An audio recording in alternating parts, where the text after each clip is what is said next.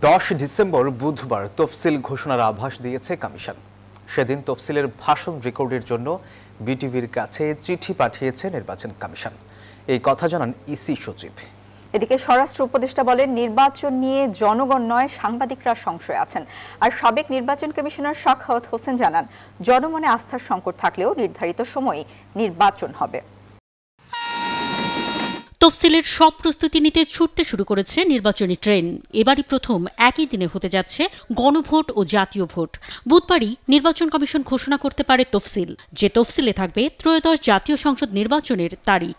এছাড়াও নির্বাচন আয়োজন করার সকল কর্মসূচির একটি সময় বেঁধে দেওয়া হবে তফসিলে, যেমন প্রার্থী তার মনোনয়নের কাগজ জমা দেওয়ার তারিখ, বাছাই প্রক্রিয়ায় সেটি বাতিল হলে আপিলের তারিখ কবে, নির্বাচনী প্রচারণার সময়সীমা সহ বিস্তারিত থাকে তফসিলে। এবার ভোট গ্রহণের সময় 1 ঘণ্টা বাড়ানো হয়েছে। সকাল 7:30 থেকে বিকাল 4:30 পর্যন্ত ভোট নেবে কমিশন। তফসিলে থাকবে এই সময়ের কথাও। আর মাত্র একদিন পর 10 ডিসেম্বর তফসিল নিয়ে রাষ্ট্রপতির সাথে বসতে যাচ্ছে নির্বাচন কমিশন। সেদিনই হবে তফসিলের রেকর্ড। এ বিষয়ে বিটিভি ও বাংলাদেশ বেতারকে চিঠিও পাঠিয়েছে কমিশন। এসব কথা জানান ইসি সচিব আক্তার আহমেদ। ওদের স্বপ্ন পূরণে পাশে থাকতে পেরে আমরা গর্বিত।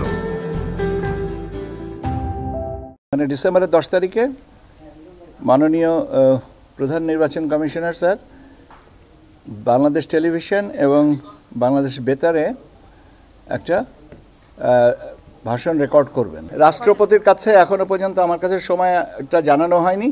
আমি আশা করছি যে কালকে নাগাদ জানান। তিনি আরও জানান, তফসিলের সকল প্রস্তুতি শেষ হলেও নির্বাচনের ম্যানুয়াল এখনো প্রিন্ট করা হয়নি।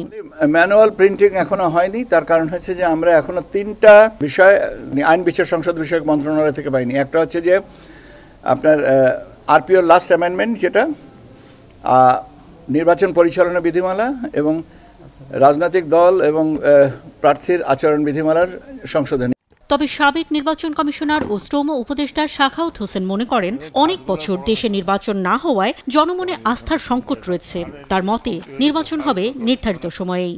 দেশে একটা নির্বাচন হওয়া উচিত, নির্বাচিত সরকার আসা উচিত, একটা যেটাকে বলে ইউনিভার্সাল যেটা ডেমোক্রেটিক প্রসেস, সেই প্রসেসটা এস্টাবলিশ হওয়া উচিত। আমরা তো গত 17-18 বছর তো কোনো ডেমোক্রেটিক প্রসেস এস্টাবলিশ হতে দেখি নেই। এখন যদি আমরা সেটা করতে পারি তাহলে তো আমাদের বড় ক্রেডিট। সোমবার সচিবালয়ে আইন শৃঙ্খলা সংক্রান্ত কোর কমিটির বৈঠক শেষে স্বরাষ্ট্র উপদেষ্টা জাহাঙ্গীর আলম চৌধুরী বলেন, নির্বাচনের প্রস্তুতির অংশ হিসেবে পুলিশ বাহিনীর প্রশিক্ষণ জানুয়ারির মধ্যেই শেষ হবে।